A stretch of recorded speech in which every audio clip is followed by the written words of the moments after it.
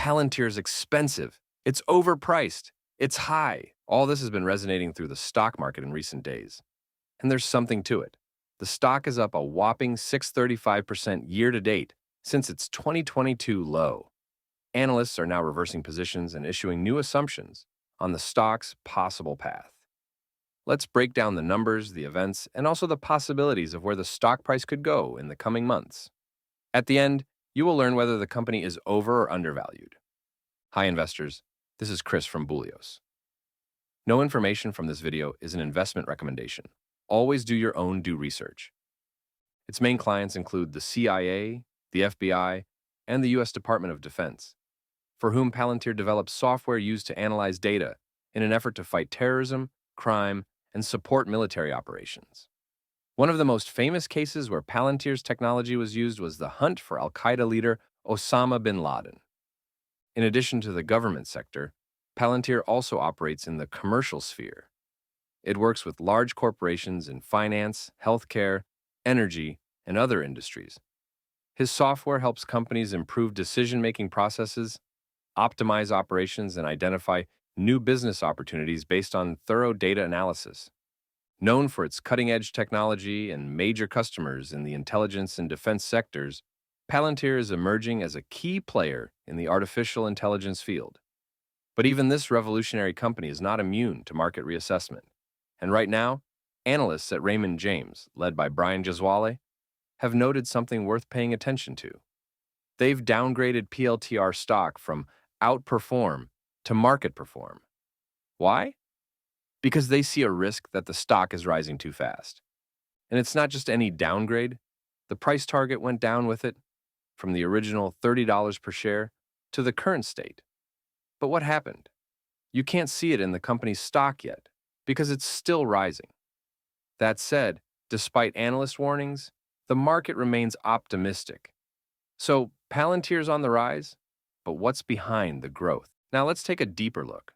Palantir's up a staggering 120% year to date, while the broader S&P 500 index is up around 20%. So while the market as a whole is showing relative stability, Palantir is going up like a rocket.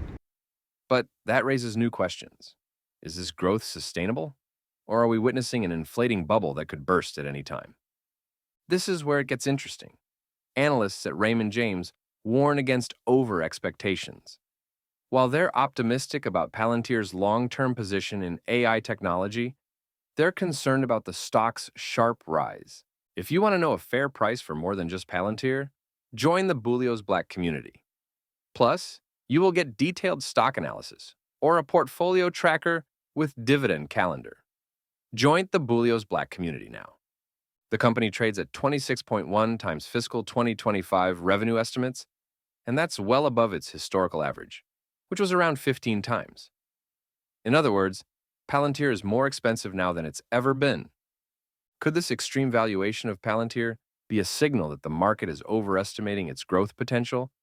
Or is Palantir really the unstoppable giant that will continue to dominate the AI and big data market? Let's now take a closer look at one of the key financial metrics that has analysts concerned: the price-to-earnings ratio, or P/E ratio. Palantir Technologies has a GAAP/PE ratio of a staggering 256.15 over the past 12 months. The sector median is 29.18x. That's a huge difference. This extremely high ratio suggests that the market has huge expectations for Palantir's future growth, which explains why some analysts, including 𝗕𝗂𝗋, are skeptical. Value investors who focus on stocks with lower PEs might argue that this valuation is overstated. A high PE often indicates that the share price is growing faster than earnings, which carries the risk that if growth slows, the share price could fall quickly. But here's the rub. There's no denying that Palantir's revenue growth is staggering.